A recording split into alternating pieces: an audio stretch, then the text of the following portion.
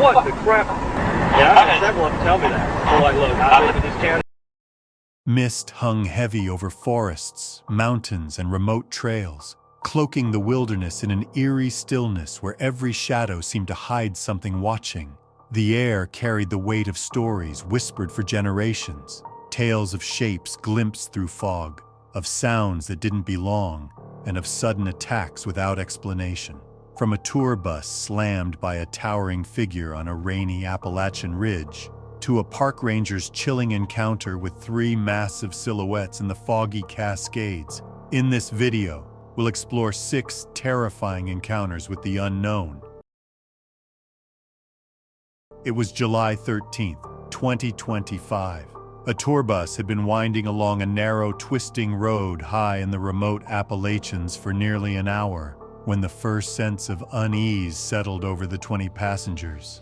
The summer fog hung low, mingling with drizzling rain, making the edges of the road nearly invisible, and the dense forest on either side seemed to close in with every turn.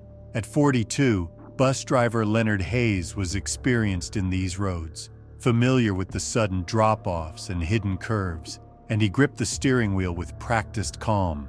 Among the passengers were a retired teacher, Margaret Ellis, 65, traveling with her niece, and a young couple, Eric and Jenna Collins, both 28, heading for a weekend cabin retreat. Most were eager to take in the lush midsummer scenery, unaware of the danger that lurked just beyond the rain-soaked trees.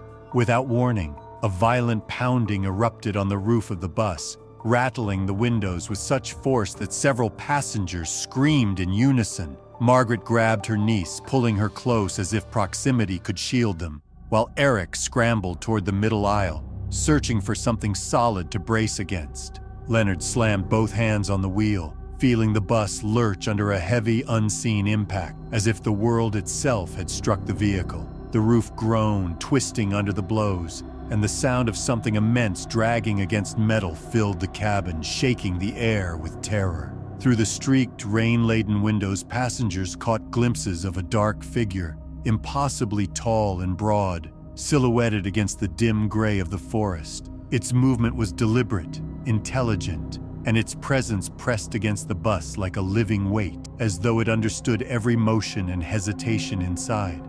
The figure's hair, wet and matted, shimmered in the rain, and its immense shoulders rocked with each step it took along the side of the vehicle. Some passengers could swear they felt eyes staring into their own, measuring them, calculating something beyond comprehension.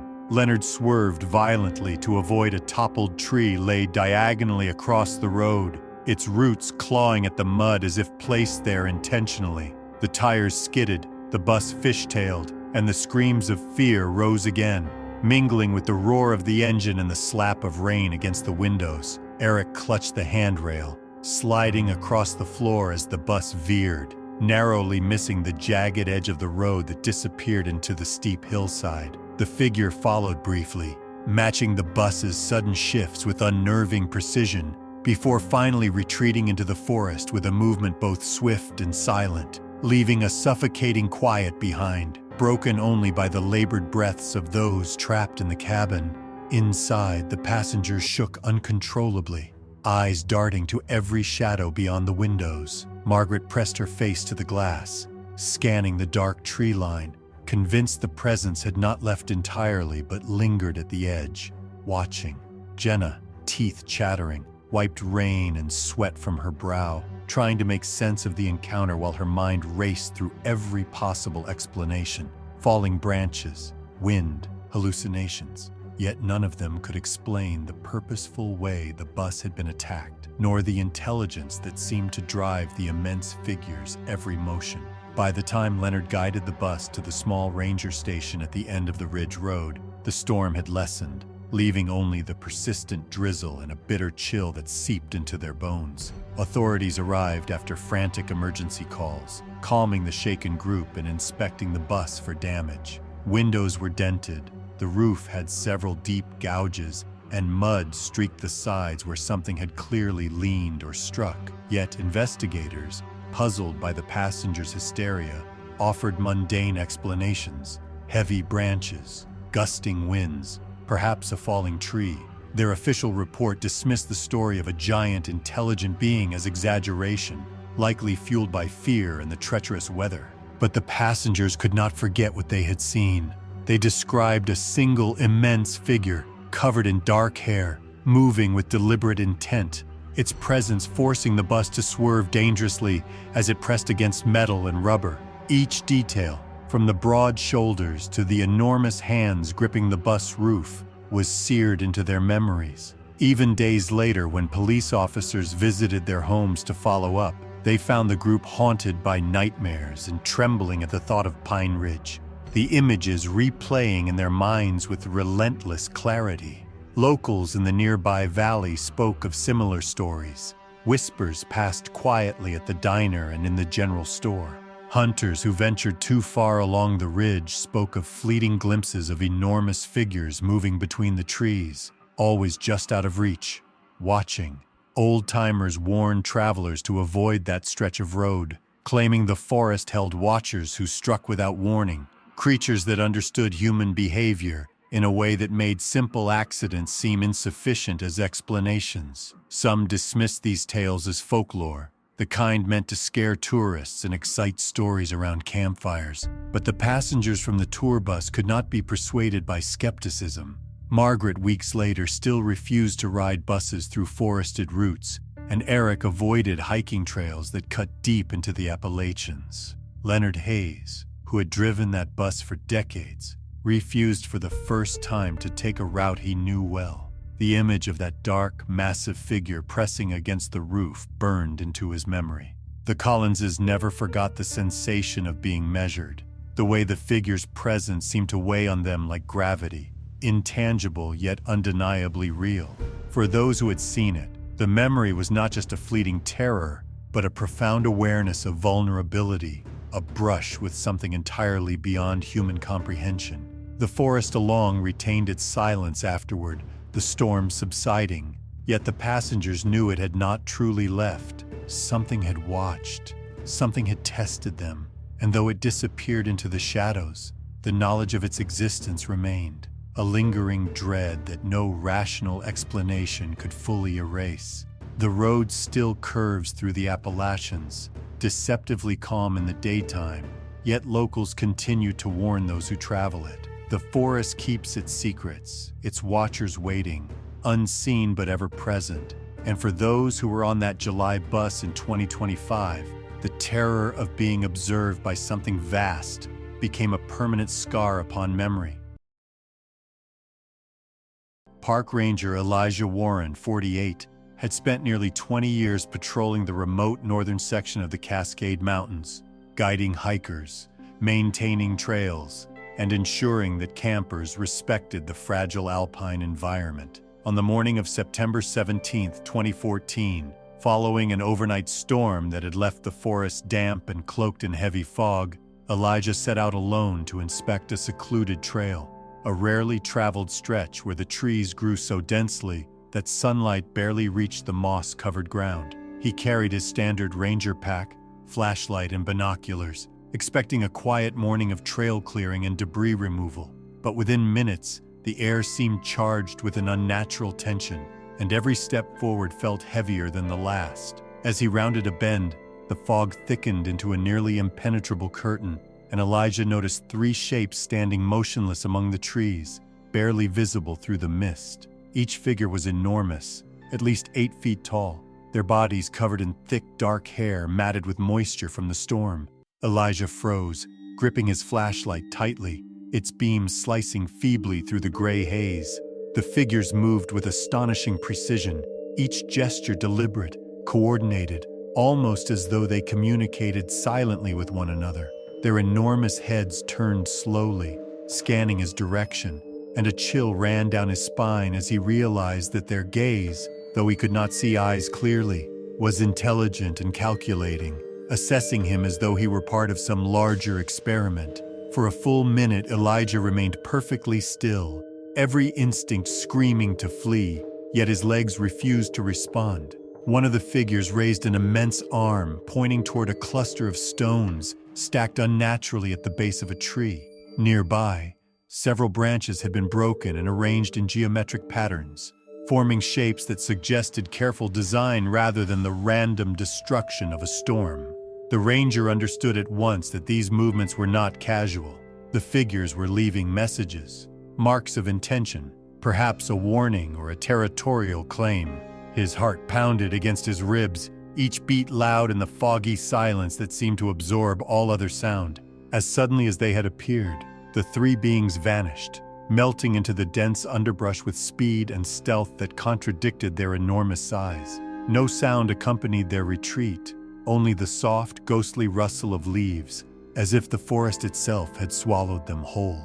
Elijah blinked, unsure if what he had seen was real or a figment of his imagination fueled by exhaustion, dampness, and the eerie stillness that followed the storm. He moved forward cautiously, inspecting the area where the figures had stood, and found the broken branches arranged in precise lines and the stacked stones, small cairns forming shapes he could not immediately interpret.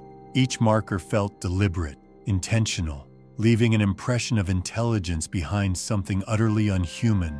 By mid-morning, Elijah had returned to the ranger station, drenched from the fog and trembling from adrenaline, and he carefully documented every detail in his logbook. His description of the three massive, coordinated figures, their deliberate gestures, and the unnatural arrangement of debris was met with polite skepticism. Supervisors suggested exhaustion, hallucination, or the lingering effects of the storm as likely causes, citing nothing on any prior reports to suggest similar encounters. Elijah, however, could not reconcile what he had witnessed with any conventional explanation. The sense of deliberate observation, the feeling of being silently measured and assessed, clung to him like a second skin, impossible to ignore. Over the following days, Elijah returned to the area, retracing his steps, hoping perhaps to confirm that the encounter had been misperceived, yet every trace of the figures had vanished. The moss was undisturbed, the fog returned sporadically, and the forest remained silent but somehow alert, as if expecting him. Local hikers reported odd impressions along the trail, broken twigs in unnatural patterns, flattened areas of moss, and the occasional glimpse of a tall, dark figure retreating into the fog. None were able to approach closely, all describing the same unnerving feeling of being watched by something aware and patient. Within a week of the initial encounter, Elijah submitted a resignation letter, citing the events as too real to ignore. The decision surprised colleagues who had known him for years as a steadfast and rational ranger, but he insisted that the mountains contained something beyond standard understanding, something that could not be cataloged or reported in conventional terms. He left the station on September 24, 2014, taking only a backpack and his documentation, leaving the area and its foggy ridges behind, though the memory remained vivid, an imprint impossible to erase. Locals continued to whisper about sightings of the trio in the months that followed, recounting stories of hikers turning pale at fleeting glimpses of towering, hairy forms moving with intelligence and purpose among the trees. Trail markers shifted inexplicably, stones stacked overnight into precise patterns, and broken branches arranged in lines or geometric shapes, all suggesting a deliberate awareness of human presence. The forest seemed alive in a way that surpassed natural explanation, a quiet intelligence monitoring every intrusion, every step into its depths. Even years later, reports trickled in of unusual impressions along the creek. Experienced hikers spoke of unnaturally clean paths through dense underbrush, of footprints so large that they defied standard wildlife measurements, and of shadows that appeared and vanished before they could be tracked. Elijah, living far from the Cascades, still remembered the feeling of frozen terror, the awareness that three massive beings had silently assessed him, their intent unfathomable, yet undeniable. The encounter had left him with the realization that the forest, vast and ancient, contained watchers whose presence could not be ignored, creatures capable of moving with precision, intelligence, and purpose in a world that seemed otherwise calm and predictable. The Cascades remained beautiful, remote, and deceptively quiet, but those who knew the stories understood that beneath the mist and fog, the silent trio continued to roam, observing anyone who dared to venture deep enough into the dense forest, leaving deliberate signs that spoke of awareness, patience, and an intelligence beyond human comprehension. Viktor Sokolov, 35, was an experienced survivalist from Novosibirsk, accustomed to enduring the harshest stretches of Siberian wilderness. On August 5, 2017, he set out alone into the dense northern forests of the Krasnoyarsk region, seeking to test new survival techniques he had meticulously planned over months. Known among friends for his meticulous preparation and daring expeditions, Viktor carried a lightweight tent, a set of cooking supplies, and a weathered notebook in which he recorded daily observations and tactical strategies. His aim was a small, seldom-trodden valley hidden deep within the taiga, far from the logging roads and patrolling routes, where he could immerse himself in the silence of nature. By the evening of August 7th, Viktor had set up camp in a shallow clearing surrounded by tall pines and spruce. He meticulously arranged his cooking tools, clothing, and tent, taking care to position each item logically for efficiency and comfort. As darkness fell, he scribbled entries into his notebook about the forest's atmosphere, the dense fog that had rolled in unexpectedly, the persistent sounds of snapping twigs in the underbrush, and the vague impression that he was not entirely alone. Viktor's handwriting, usually neat and precise, grew hurried and jagged as he described watchers in the trees and shapes that move silently at night, observations that at the time seemed cryptic even to himself.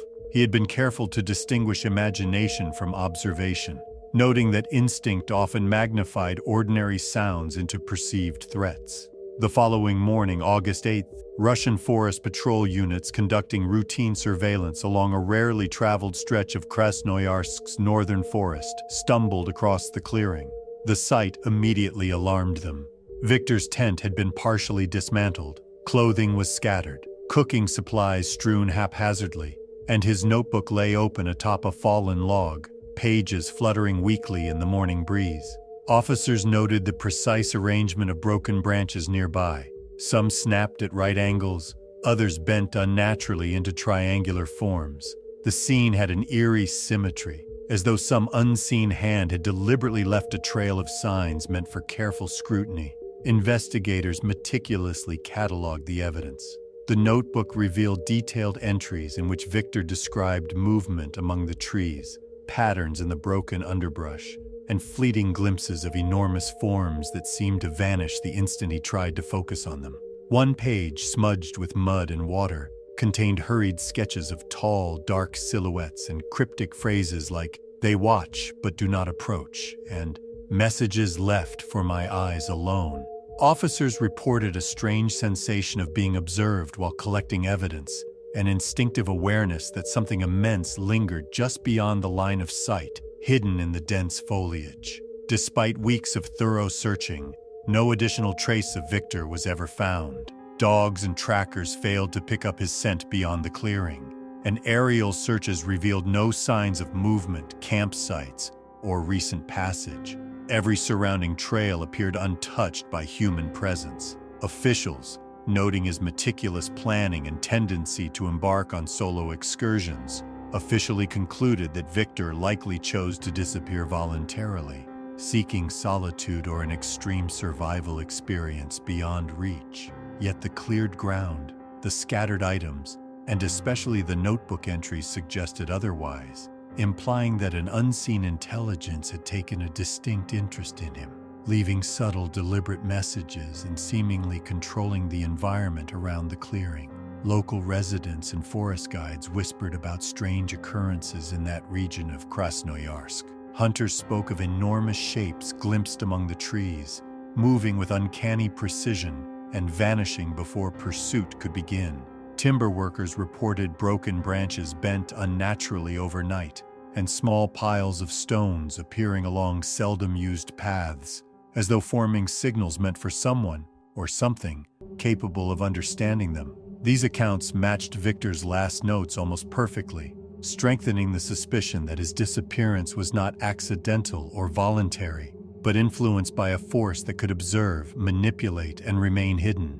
The forest around the clearing retained an almost palpable tension. Officers who revisited the site weeks later found that the snapped branches had returned to their natural state, but small cairns of stones, perfectly balanced, appeared along nearby ridges, just as Victor had described. His notebook, kept in evidence, became a subject of quiet fascination among specialists who reviewed it, each noting the obsessive detail with which he recorded subtle anomalies that defied conventional explanation. Every sketch, every phrase, seemed to suggest awareness of a presence both intelligent and patient, operating on a scale and understanding beyond human comprehension.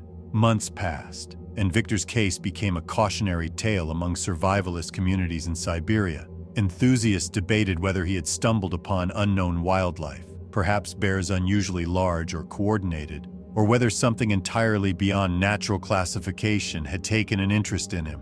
The lack of additional footprints, broken foliage, or signs of struggle reinforced the belief that if Victor had encountered a creature, it operated with precision, leaving no evidence of pursuit, while simultaneously signaling its presence through deliberate manipulation of the environment. To those who had studied his notebook, it became clear that Victor's disappearance was tied directly to the forest's behavior. The scattered tent, the cooking supplies arranged in specific patterns, and the unusual alignment of branches all suggested a silent communication, something meant for eyes attuned to the forest's hidden language. Even years later, locals continued to avoid the clearing, reporting the sensation of being watched whenever they approached, a weight in the trees that could not be explained by wind, wildlife, or imagination. In the end, Viktor Sokolov became more than a missing survivalist. He was a testament to the forest's strange intelligence and deliberate action. The clearing remained untouched except by those compelled to investigate, each visitor leaving aware that the forest was not inert, but a domain of patient observation, capable of hiding, manipulating, and exerting influence over anyone who dared to enter. Whether Victor had been taken, lured, or vanished of his own accord, the evidence he left behind made one undeniable truth clear. The forest watched, learned, and communicated in ways that humanity could not easily decipher. Andrei Popescu, 41, was a seasoned climber from Brasov, renowned for his skill in navigating Romania's most challenging Carpathian cliffs. On the morning of July 22, 2019, he had set out alone to ascend a remote section of the Eastern Carpathians, a towering stretch of rock seldom visited except by the most experienced mountaineers. The sun rose behind thick clouds, casting the jagged cliffs in a pale silver light that reflected off damp stone and moss-covered ledges. Andrei carried a full climbing kit, including ropes, anchors, carabiners, and a small backpack with water and supplies, prepared for a day that promised both challenge and solitude. By late afternoon, authorities would later reconstruct the scene at the base of the cliff, where Andrei's body lay, face down, on the coarse gravel of the mountainside. The rope and anchors were intact, showing no evidence of failure, a fact that immediately confounded investigators. Nearby, jagged branches protruded from the ground, each snapped at sharp angles, forming a series of patterns that seemed deliberate, almost ritualistic. Rocks had been scattered along the base, some stacked in small cairns, forming an unnatural path toward the body, as though marking a trail or sending a message to anyone who might approach. Among the debris, investigators noted a patch of coarse, dark hair caught on a protruding branch. Its thickness and length far exceeded that of any local wildlife, suggesting an animal or entity far larger than a bear, wolf, or lynx. Shepherds from nearby pastures reported sightings in the days prior of a massive shadowy figure moving along the ridge, silent yet fluid in its movement, vanishing into the dense forest when approached. While officials attempted to attribute the scene to wildlife scavenging or an accidental fall, the autopsy revealed injuries inconsistent with a simple plummet, deep contusions and lacerations indicating blunt force trauma applied deliberately in multiple directions. Personal climbing gear was moved from its expected positions, stacked or leaned in ways that defied standard climbing logic. A carabiner hung from a jutting rock above the base, not as part of a rope system, but as if placed intentionally to mark a point. A coil of rope rested on a flat stone, arranged in a perfect circle, and the backpack lay opened with contents evenly spaced around it, forming a geometric pattern that seemed designed to convey something beyond mere chaos. The entire scene radiated an unsettling intelligence, a conscious awareness orchestrating the environment around the fallen climber. The cliffs themselves were notoriously dangerous, steep walls rising hundreds of meters with few secure footholds and sheer drops. Andre, familiar with every ledge and overhang, had left no note, no distress signal. His absence was first noted by local hikers, who reported his departure time at 7:30 a.m. and failure to return by evening. Search parties organized quickly, combing both forested ridges above and valleys below, yet found no footprints leading to or from the site aside from Andre's own. Every step in the surrounding area appeared untouched, as if the forest itself had resisted intrusion, and investigators noted a silence that was profound and unsettling, broken only by the wind rustling through the sparse alpine vegetation. Witness accounts added to the growing mystery. Shepherds described a figure at least 8 feet tall, covered in dark hair, moving with uncanny coordination along the ridge. Its presence was described as intelligent, deliberate, and almost ceremonial, pausing to observe the terrain before vanishing from sight. Locals who had traversed the Carpathians for decades admitted never seeing such a being, and they spoke of leaving the cliffs alone afterward, wary of inciting the creature's attention. Authorities examined Andre's injuries meticulously. Deep contusions along the arms, shoulders, and legs indicated that the force applied could not have come from a simple fall. Several lacerations suggested an impact from large, strong hands or appendages, and bruising patterns implied manipulation of his body after initial contact. The stacked gear, aligned stones, and arranged branches reinforced the impression that an intelligence had not only observed Andre, but interacted with his environment, almost as if leaving behind a record of its presence for those who might follow. Over the following weeks, the area remained largely undisturbed, patrolled occasionally by mountain rangers and shepherds who dared to venture close. Each visit revealed no signs of recent human intrusion, yet subtle anomalies persisted. Small cairns of rocks, branches bent at sharp angles, and impressions in the soil suggesting movement too large and coordinated to belong to any known local animal. Cameras placed in the surrounding forest captured nothing visible, only fleeting shadows and a sense of vast, hidden presence. By late summer, hikers and climbers avoided the cliffs entirely. Stories of Andre's last hours circulated among mountaineering communities, warning that the Carpathians held dangers beyond natural explanation. Some speculated about bears or wolves scavenging. Others whispered of a creature that watched with intelligence and purpose, leaving deliberate markers to communicate its dominance or to warn intruders. Whatever had claimed Andre Popescu's life remained unseen, yet its influence on the environment was unmistakable, transforming the cliffs into a place of dread and caution. Those who visited the base of the cliff later described a suffocating quiet, a pervasive feeling of being watched even when alone. The shadows between the pines and along the jagged ledges seemed to shift subtly, and the arrangement of rocks and branches remained, as if the landscape itself had been rewritten to reflect the presence of an unseen, intelligent force. To locals, Andre's death was a warning, a stark reminder that the mountains could harbor entities capable of deliberate observation and control over their surroundings, leaving behind both mystery and fear for anyone daring enough to enter their heights. The Carpathian cliffs retained their beauty, but for those who knew the story, they carried a haunting presence. Andre Popescu became a figure whose final moments were recorded not in words, but in the eerie, deliberate language of the forest itself, a cryptic testament to something enormous, patient and intelligent watching from the heights, leaving behind a landscape that defied human understanding and cautioning all who dared climb too close to its secrets. The Oregon RV Park was tucked deep in a forested valley, far from highways and towns, and it prided itself on seclusion and quiet nights. On the evening of August 13th, 2021, heavy clouds rolled over the mountains, and a thunderstorm erupted with little warning, rattling tin roofs and sending sheets of rain pounding against the gravel lanes. Lightning flashed through the dense trees, illuminating the small campground in brief, stark bursts of white light. The storm was fierce, but no one anticipated the danger lurking beyond the sheets of rain and wind. Around 2:15 a.m., the first pounding began.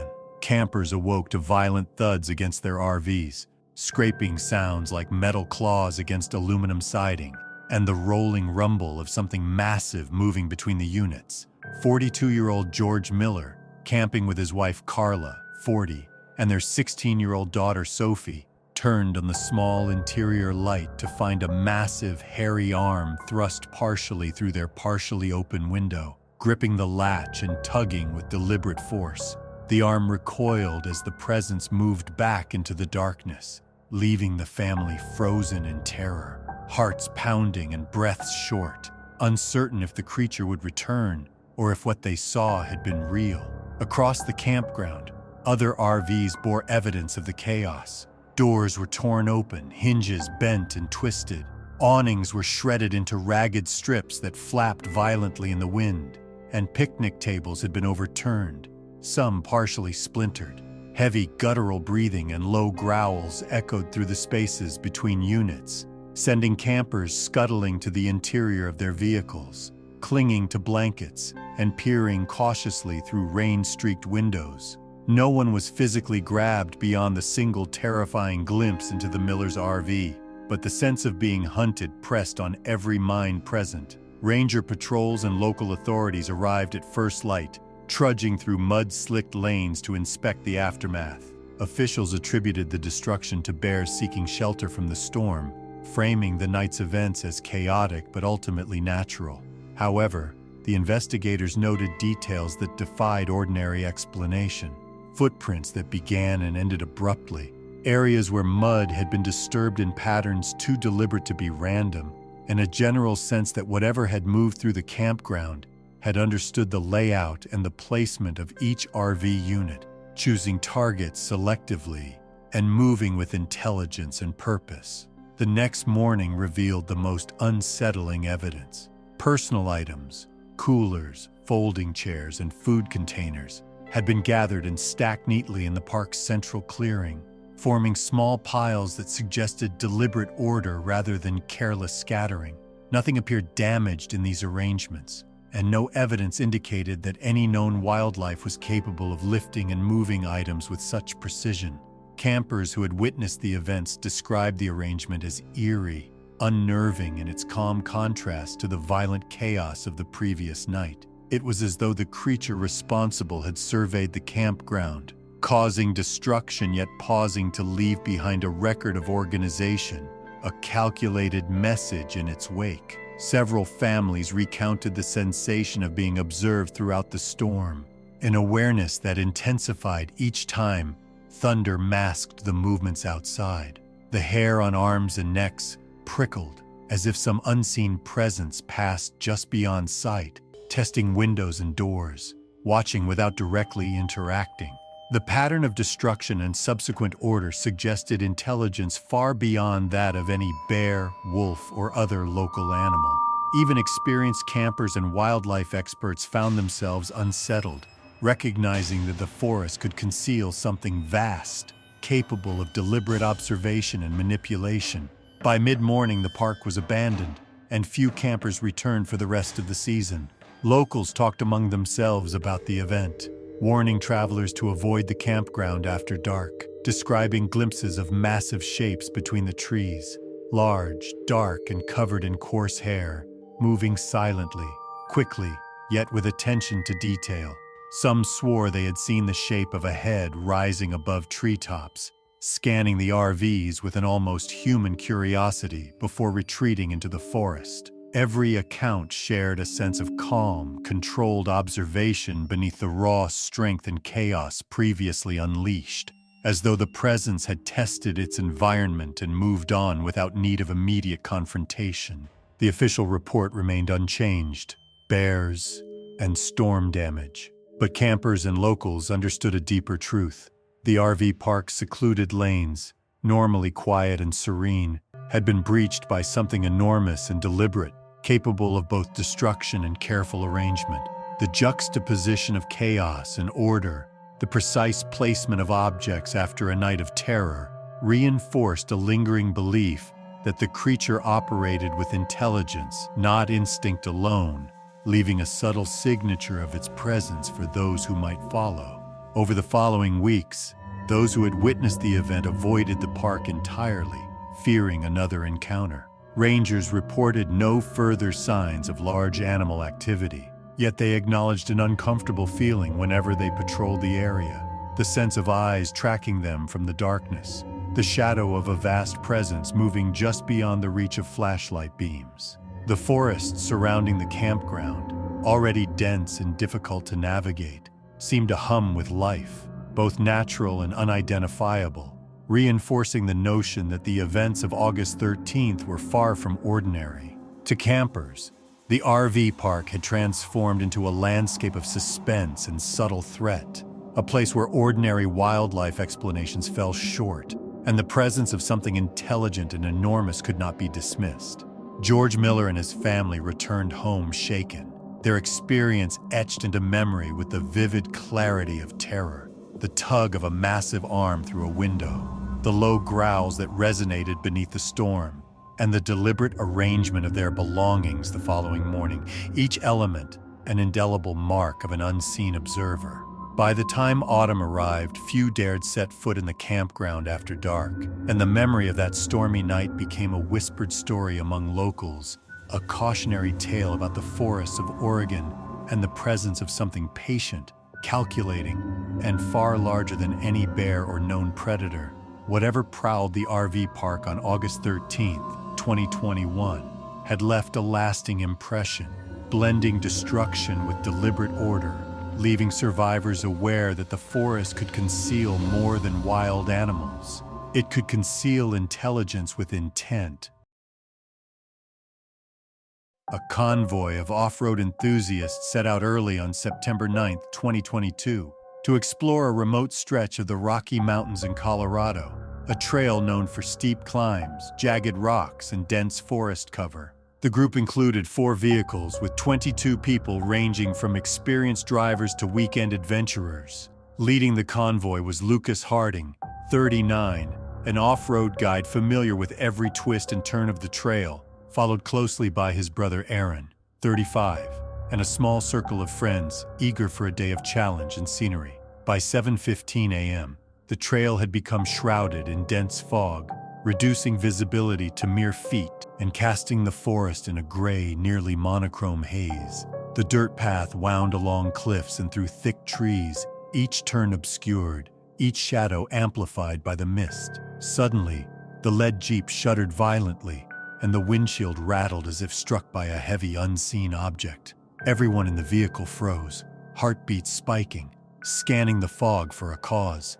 Lucas slammed both hands on the steering wheel, trying to maintain control as branches snapped violently along the roadside, some breaking off entire limbs as if something enormous had moved with tremendous force. The fog rendered identification impossible, but glimpses of a towering, hairy silhouette appeared intermittently between the trees, massive shoulders and limbs sliding into view for split seconds before vanishing entirely.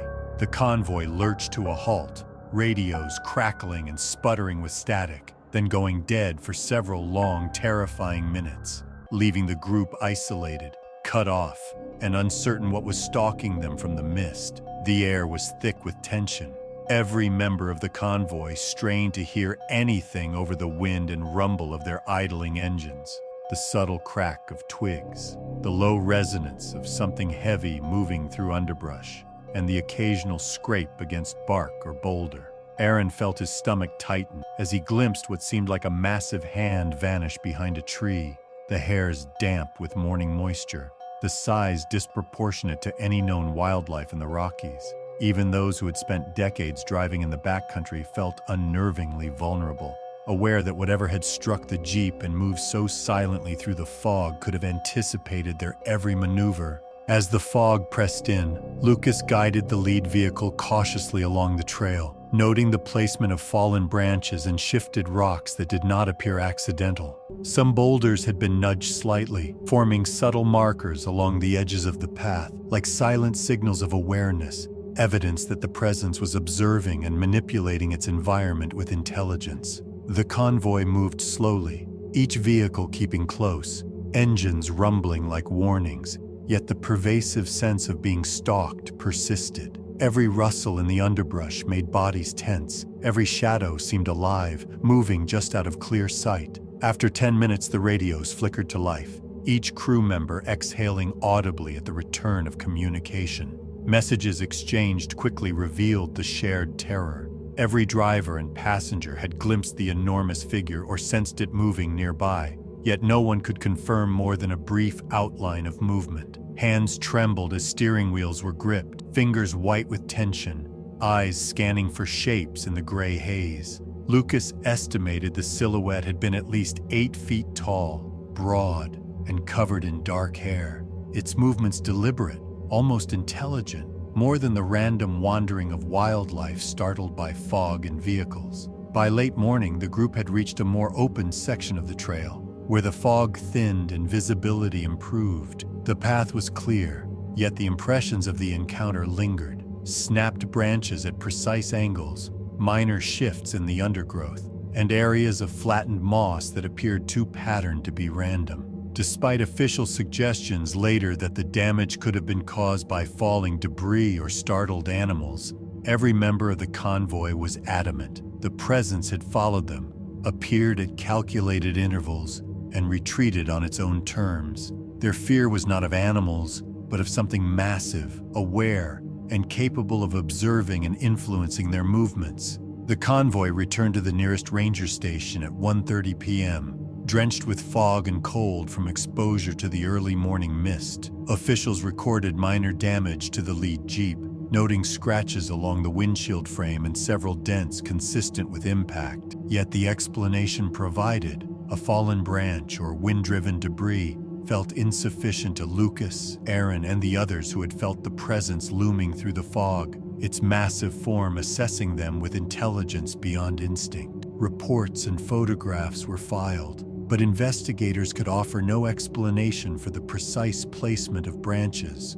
or the fleeting glimpses of a huge, dark shape moving alongside the trail before disappearing into the forest. In the weeks that followed, each member of the convoy remained unsettled. Driving through similar trails felt different. Shadows cast by fog or trees seemed alive, and even distant rustling prompted instinctive alarm. Off-road clubs discussed the event, often dismissing it as misperception due to fog and adrenaline. Yet first-hand accounts of the coordinated movements, the targeted strikes on the lead vehicle, and the eerie manipulation of branches and debris left a lasting impression. The Rocky Mountain Trail had become, in memory, a corridor of suspense, a place where something enormous and deliberate had tested human presence and then retreated, leaving no evidence of pursuit but unmistakable signs of intelligent observation. Years later, trail maps still bore the note of caution from local rangers, a reminder that the fog could conceal more than cliffs and wildlife. To the convoy, the incident remained an unshakable memory. The terror of being stalked in near-zero visibility with a massive, intelligent presence brushing the edges of perception, leaving an indelible mark on their understanding of the wilderness. The Rocky Mountains, they realized, were not merely steep slopes and rugged terrain, but a domain where something patient, powerful, and unseen could observe, test, and disappear without trace, leaving humans aware only of the deliberate signs it chose to leave behind.